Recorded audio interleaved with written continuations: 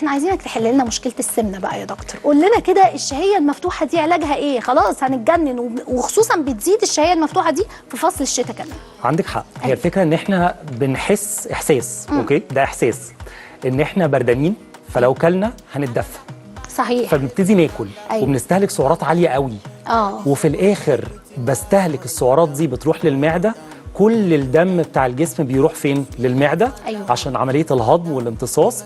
بنبتدي اطرافنا تسقع زياده، نحس ان احنا سقعانين تاني. فناكل تاني وهلم جره هلم جره. نفضل بقى ناكل 24 ساعه. بالظبط بالظبط. أيوة. كده. لكن انا بشوف ان الحل الحقيقه المثالي ان احنا نختار اكل يدفينا، ده نمره واحد.